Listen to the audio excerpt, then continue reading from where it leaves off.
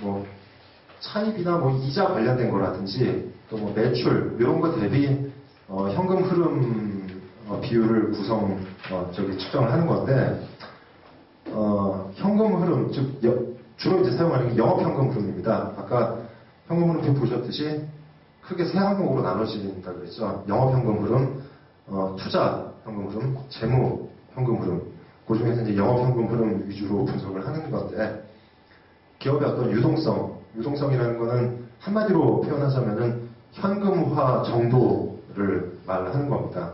그래서 영업 활동을 통한 현금의 어떤 흐름, 현금 창출 정도, 그 부분이 관련된 다른 항목 대비 어떠한 비율을 가지고 있는지를 얘기를 하는 건데, 아까 이자 보상 비율 봤었는데, 이자 보상 비율은 기업이 벌어들인 영업이익으로 이자를 얼마나 갚을 수 있느냐를 측정을 하는 비율이고, 이 현금 보상 비율은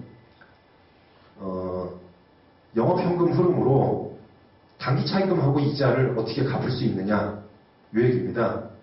그래서 뭐 여기다 이자 비용을 더한 이유는 영업 이자 비용으로 즉 단기에 이자로 나간 것까지 일단 다시 집어넣고 그래서 그게 다시 이자나 차입금으로 상환이 될 수 있는 건지를 확인하기 위한 거라서 이자 비용을 가산을 합니다. 그래서 말씀드린 대로 단기 차입금하고 이자 비용 부담 능력에 대해서 확인을 하는 거고요. 요거는 아까 이자 보상 비율 보셨던 게 이제 이자 비용분의 영업이익인데 요거는 영업이익이 아니고 영업 현금 흐름을 통해서 이자 비용을 얼마나 상환을 할 수 있느냐 그 측정 비율이고 요거는 뭐 말 그대로 요 영업 현금 흐름 대비 이제 매출에 관련된 비율. 물론 요것도 이제 비율이 크면 클수록 단순하게 표현하자면 회사에 유리한 거죠. 이거는 매출액이 요 정도 될 때 관련된 현금이 이만큼 늘어난다는 거니까. 그리고 장단기 차입금 대비 이제 영업현금 흐름. 뭐 이것도 영업현금 흐름을 통해서 장단기 차입금을 얼마나 상환할 수 있느냐를 확인하기 위한 비율이고요. 요거는 이제 요 장단기 차입금보다 더 확장된 비율, 총 부채가 얼마나 상환할 수 있느냐, 뭐 그런 거를 확인하기 위한 그런 비율이 되겠습니다. 그래서 앞에 보신 요 전체적인 성장 정도, 그 다음에 기타 이제 현금 흐름표를 활용한 여러 가지 유동성 관련된 비율, 이런 것까지 통해서 이제 여러 가지 다양한 분석이 가능하고, 또 결국은 아까 말씀드린 대로 이거를 우리 기업체를 분석해서 이게 좋은 건지 나쁜 건지는 결국 산업평균 내지는 우리하고 이제 경쟁 대상 기업하고 뭐 비교를 통해서 확인을 할 수가 있겠습니다. 그리고 또 마찬가지로 아까처럼 단순히 비교를 했을 때 좋다 나쁘다 뭐 그거까지는 단순히 계산기만 좀 두들긴다든지 뭐 하면 확인이 되는데 비율이 낮다 높다 이거를 어떻게 해석을 할 거냐, 단순히 한 비율만 놓고 보는 게 아니라 그거하고 관련된 다른 비율까지 같이 고려를 해서 해석을 해야 더 효용성이 있는 겁니다. 그러면 이제 마지막으로 그 기업 부실이라는 게 뭐고 그러한 징후를 어떤 식으로 확인을 할 수가 있느냐, 그거를 확인을 해보면요. 흑자도산이라는 말도 있듯이 또 현금 흐름표의 중요성에 대해서 뭐 말씀 많이 들으셨을 텐데, 일단 뭐 현금이 없으면 안 된다. 즉 채무 상환에 대한 그 중요성이죠. 그래서 기업 부실이라는 거는 뭐 여러 가지 의미로 표현할 수 있습니다만은 한마디로 뭐 지급 불능 상태를 가장 많이 언급을 하고 있고, 지급 불능 상태라는 거는 결국은 요 밑에 아래 항목 크게 보면 세 가지인데 이것들이 계속 누적이 돼서 이제 그런 상태가 된다 이렇게 볼 수가 있고요. 뭐 상식적인 내용들입니다. 비용이 수익보다 계속 많으면은 당연히 뭐 상식적인 표현으로도 부실해지는 거죠. 그리고 투자 수익률보다 자본 비용, 요거는 타인 자본 비용과 자기 자본 비용을 전부 다 합친 개념인데, 물론 이제 자기 자본 비용은 배당을 준다 안 준다 따라서 또 여러 가지 또 그 율이 달라질 수는 있습니다만은, 어쨌든 그 투자하기 위해서 조달한 자본 비용보다 투자 수익률이 낮으면은 결국은 마이너스가 난다는 얘기죠. 그리고 투자 수익률이 동일 업종 평균 투자 수익률보다 낮게 되면은, 이거는 뭐 직접적으로 우리가 부실하다 안 부실하다 이렇게 얘기하기는 그렇지만은, 간접적으로 저희가 아까 앞서서 뭐 비율 분석할 때 산업평균하고 비교를 했습니다만은, 간접적으로 우리 기업의 경쟁력이 떨어진다, 점유율이 낮아진다, 이러한 징후로도 해석을 할 수가 있고요. 그래서 크게 보면 이제 이러한 세 가지 정도로 요약을 할 수가 있습니다. 그리고 저희가 앞서 본 주로 이제 재무제표 분석에 초점을 맞췄었는데, 재무제표상 그러면 어떤 추세, 어떤 항목들이 나타날 때 과연 이거를 부실해진다 또는 부실의 어떤 징후가 있지 않을까라고 생각을 할 수가 있는가 하면요. 일단 저희가 아까 본 재무제표 세 가지를 놓고 보면은, 물론 아까 말씀드렸다시피 이게 정답 내지는 정해진 기준은 아닙니다만은, 통상적으로 이러한 항목들이 나타날 때 뭔가 좀 재무적으로 긍정적이지 못한 결과가 나타나는 경우가 많습니다. 그래서 재무상태표를 보면 일단 유동성 측면이죠. 현금. 이게 지속적으로 감소를 한다든지, 아까 저희가 처음부터 한 몇 번의 사례를 통해서 살펴본 재고자산 어떤 활용도 내지는 재고의 규모, 그 부분에 있어서 재고자산이 계속 증가를 하거나, 또 아까 비유동자산 같은 경우는 장기 자본을 통해서 장기 자본으로 조달하는 게 철칙이라고 했는데, 단기 차입금 같은 단기 부채들이 증가를 한다든지, 혹은 뭐 장단기를 떠나서 부채 전체가 계속 증가를 한다, 또는 회사의 어떤 누적된 이익여금이 계속 감소를 하거나 이익여금이 다 마이너스가 나서 결손금으로 계속 누적이 된다든지, 이제 그러한 징후가 나타날 수가 있고요. 결국 결손금이 계속 나타나다 보면은 자기 자본까지 잠식을 해버리는 그런 결과가 됩니다. 그래서 상장기업 관련해서 자본 잠식 이런 얘기가 있으면 상장 폐지라든지 그런 또 세부적인 기준이 있는 것처럼, 재무상태표를 통해서는 이러한 기본적, 요거 이외에도 여러 가지 많습니다. 저는 일단 대표적으로 간단히 확인할 수 있는 부분들에 대해서 말씀을 드리는 거고요.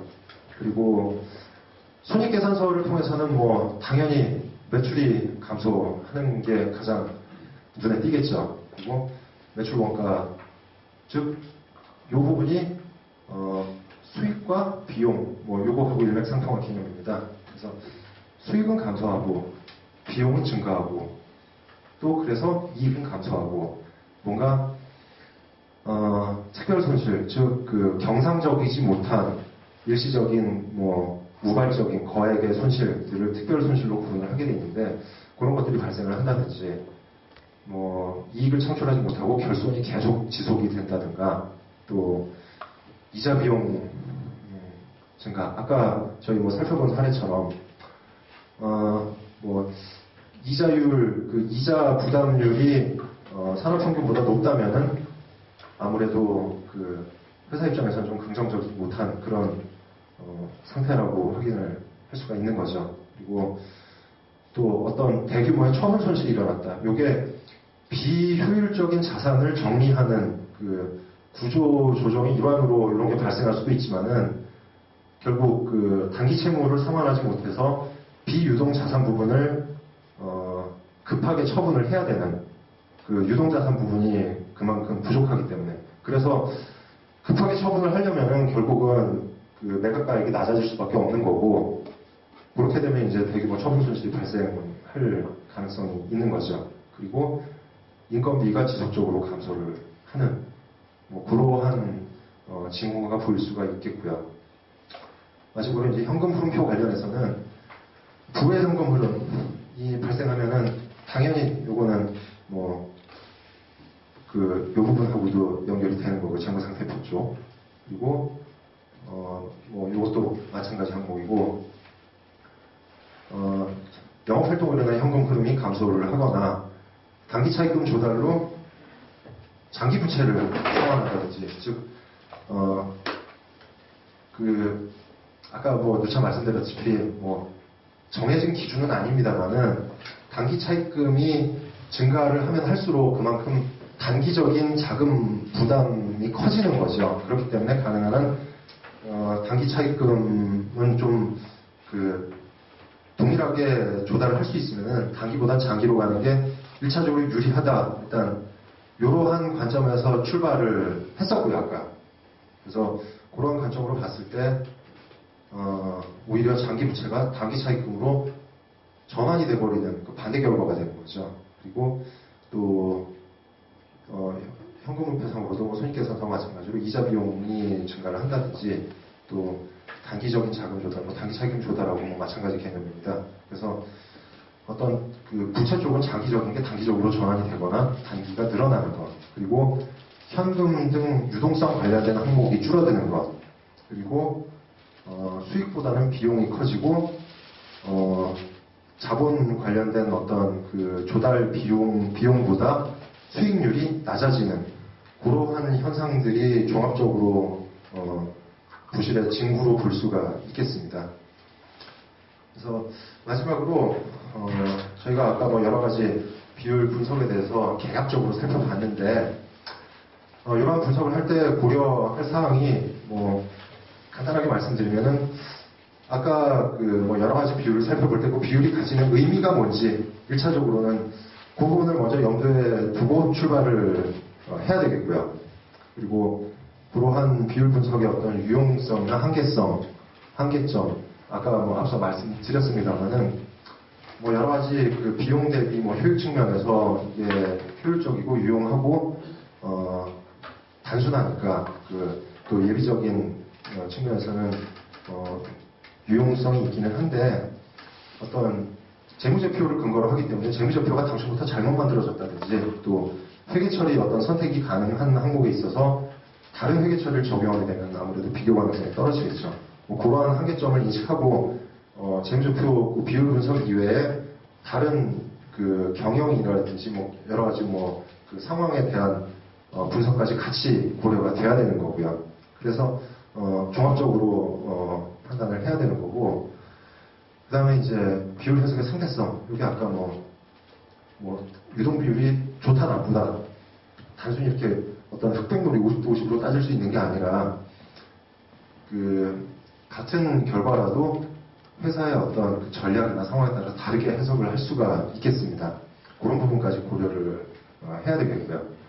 그리고 재무제표 그 외에 여러 가지 이제 계량적이고 비계량적인 항목까지, 즉 아까 재무제표 외 계량 항목은 뭐 회사의 어떤 인원 규모라든지 뭐 그러한 것들이 되겠고, 비계량 항목은 아까 말씀드린 회사의 어떤 장기적인 전략, 또 장기적인 전략이라면 뭐 외부에 공개를 할 수도 있겠습니다만은 외부에 공개할 수 없이 뭔가 좀 반대로 가는 전략을 취할 수도 있는 거고, 그렇기 때문에 그런 부분까지 같이 종합적으로 판단을 해야 된다는 얘기죠.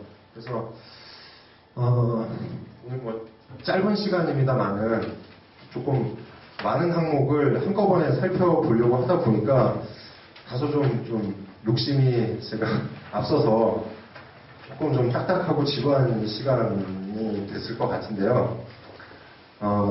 그래도 나중에 그 전체적으로 직접 한번 뭐 비율 분석이라든지 뭐 그 재무 분석을 해보시거나 아니면은 뭐 다른 분들을 통해서 비율 분석에 대한 어떤 해석을 해야 될 기회가 있을 때 직접적이든 간접적이든 이렇게 한 번쯤은 좀 지루한 과정을 겪어야 나중에 또 기억에도 좀 남고, 그래서 뭐 그 향후 이제 여러 가지 경영 분석, 전략, 수립 뭐 그런 측면에서 다소 좀 유용하지 않을까 생각에 조금 욕심을 부렸습니다.